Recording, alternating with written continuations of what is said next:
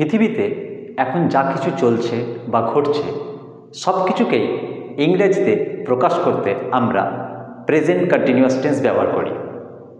যেমন ধরো, ছেলেরা মাঠে খেলছে, গাড়িগুলো ছুটছে, বা তুমি আর আমি একটা বিষয় নিয়ে আলোচনা করছি, সব কিছুই প্রেজেন্ট কন্টিনিউয়াস টেন্সে হয়। আচ্ছা ধরো, তুমি সকালবেলা বাজারের ব্যাগ নিয়ে বাজারে যাচ্ছ, এমন সময় তোমার বন্ধুর বাবার সঙ্গে তোমার দেখা। উনি বললেন, কিরে তুই এখন তাহলে কি করছিস? তুমি বললে, কাকু আমি জয়েন্টের প্রিপারেশন নিচ্ছি। আরে তুমি তো বাজারের ব্যাগ নিয়ে বাজারে যাচ্ছ আর বলছো জয়েন্টের প্রিপারেশন নিচ্ছি। তুমি তো প্রেজেন্ট কন্টিনিউয়াস টেন্স ব্যবহার করলে। এটা কি ঠিক? হ্যাঁ, এটা ঠিক। কখন ঠিক? প্রেজেন্ট কন্টিনিউয়াসের এই যে ব্যতিক্রমী ব্যবহার। আবার দেখো, অনেক সময় আমরা ভবিষ্যতে ঘটবে এমন কোনো কথা বলি। যেমন বললাম, আগামীকাল আমার মামা আসবে, অথচ ইংরেজিতে প্রেজেন্ট কন্টিনিউয়াস ব্যবহার হলো।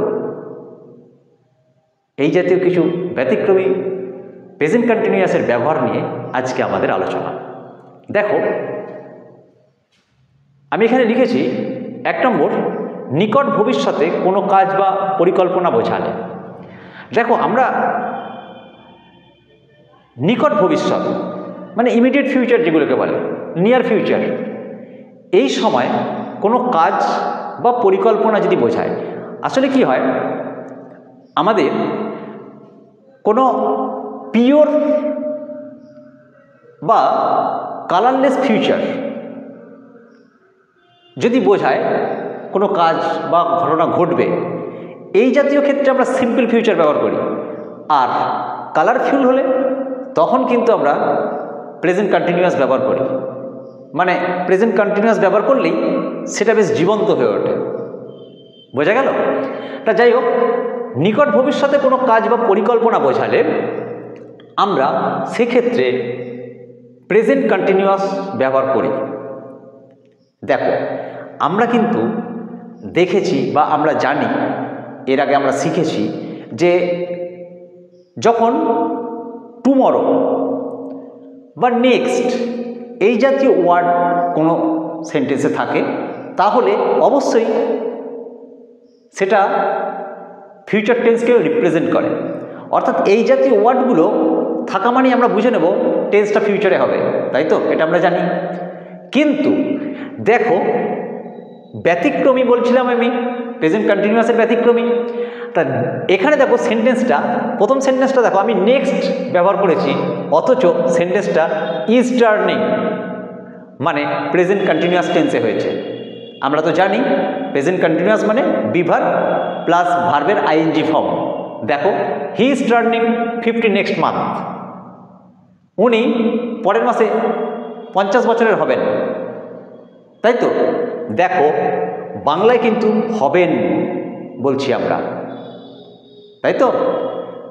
বা 50 বছরে পা দেবেন আমরা বলি না, পদার্পণ করবেন, এত বড় বড় কথা বলি। তা যাই হোক, এই যে করবেন ফিউচার, অথচ দেখো এখানে আমরা যখন লিখছি, যখন একে টেন্স মানে ইংরেজিতে যখন তাকে বলছি বা লিখছি, যাই করি, কোন টেন্স ব্যবহার করছি?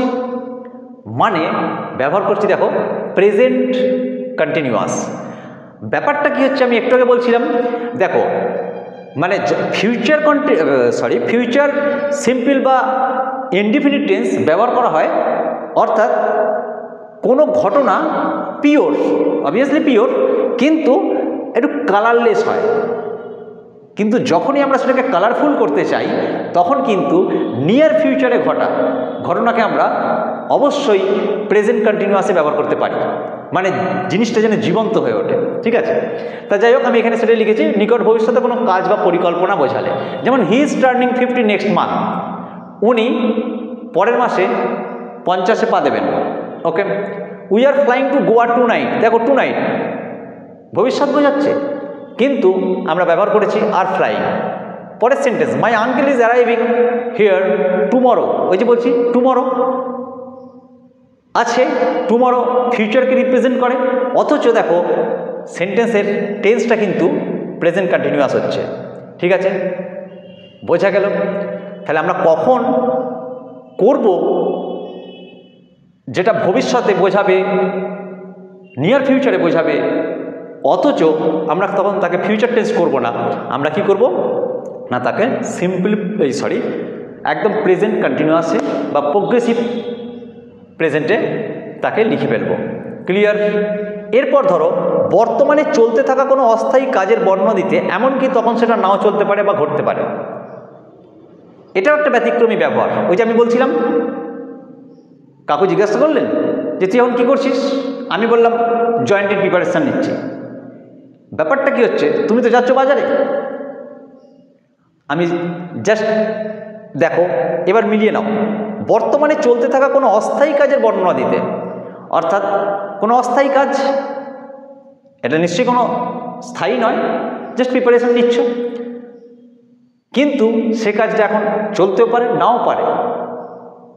তাহলে আমরা শিখেছিলাম কি, যে প্রেজেন্ট কন্টিনিউয়াস মানে এখন পৃথিবীতে যা চলছে যা ঘটছে সব কিছু প্রেজেন্ট কন্টিনিউয়াস হবে, কিন্তু যেটা এই মুহূর্তে ঘটছে না, চলছে না, সেটাও কিন্তু প্রেজেন্ট কন্টিনিউয়াসে হতে পারে। আমরা এখানে দেখলাম, দেখো I am preparing for the joint entrance exam, okay. বা রবিন ইজ রিডিং দেবদাস, যারা খুব গল্পের বই পড়ে, ঠিক আছে, দেখবে বন্ধু বান্ধবদের মধ্যে কথা, তাহলে এখন তুই কোনটা পড়ছিস রে, আরে বা এখন তোর কোনটা পড়া চলছে, না দেবদাস, দুজনে গল্প করতে করতে কথা হচ্ছে, মানে দেবদাস সে পড়তে শুরু করেছে, পড়ছে বাড়িতে অবসর টাইমে, ঠিক আছে, কিন্তু এই মুহূর্তে পড়ছে না, তাই তো হয়। তাহলে রবিন ইজ রিডিং দেবদাস, বা I am running a shop, এমনি রাস্তায় কারোর দুই বন্ধু দেখা হয়েছে, তাহলে তুই এখন কী করছিস, না আমি এখন একটা দোকান করেছি, তাই তো। তাহলে কি বুঝলাম আমরা, যে বর্তমানে চলতে থাকা অস্থায়ী কাজ যার বর্ণনা দিতে, এমনকি তখন সেটা নাও চলতে পারে বা ঘটতে পারে, তখন সে কিন্তু দোকানদার নয়, ঠিক আছে, হয়তো কোনো একটা অনুষ্ঠান বাড়িতে গিয়ে দেখা হয়েছে, বলছে যে আমি এখন একটা দোকান চালাই, ওকে। তাহলে I am running a shop, এখানে সে তখন দোকান চালাচ্ছে না, কিন্তু সেটাকে বোঝাবে কিভাবে, না অবশ্যই সেটা প্রেজেন্ট কন্টিনিউয়াসে বোঝাবে এবং তাতে করে সেটা আরও জীবন্ত হয়ে উঠবে। ক্লিয়ার? এরপর 3 নম্বর, নিকট ভবিষ্যতের কোনো বাসনা, পরিকল্পনা ও ভবিষ্যৎবাণী উল্লেখ করতে আমরা কি করব, গোয়িং টু প্লাস ভার্বের ফার্স্ট ফর্ম, এটাই সব থেকে বেস্ট হবে যদি আমরা এতে ব্যবহার করি, ঠিক আছে।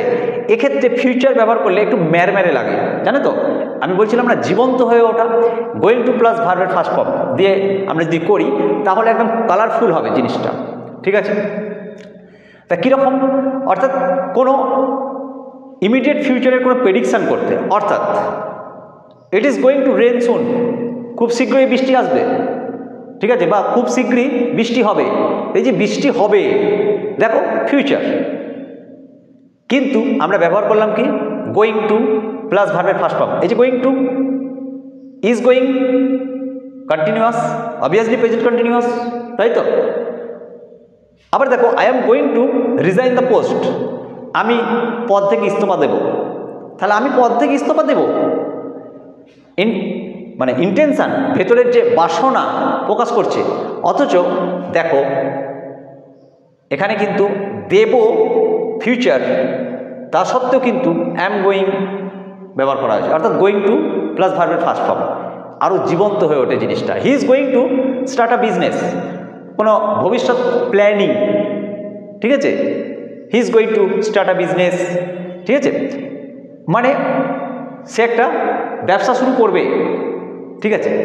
তা এই জাতীয় মনের বাসনা হোক বা কোনো পরিকল্পনা হোক বা কোনো ইমিডিয়েট ফিউচারের কোনো প্রেডিকশান হোক, ভবিষ্যৎবাণী হোক, আমরা সেক্ষেত্রে সিম্পল ফিউচারের পরিবর্তে গোয়িং টু প্লাস ভার্বের ফার্স্ট ফর্ম অর্থাৎ প্রেজেন্ট কন্টিনিউয়াস ব্যবহার করলে আরও কথাটা জীবন্ত হয়ে ওঠে, সুন্দর হয়।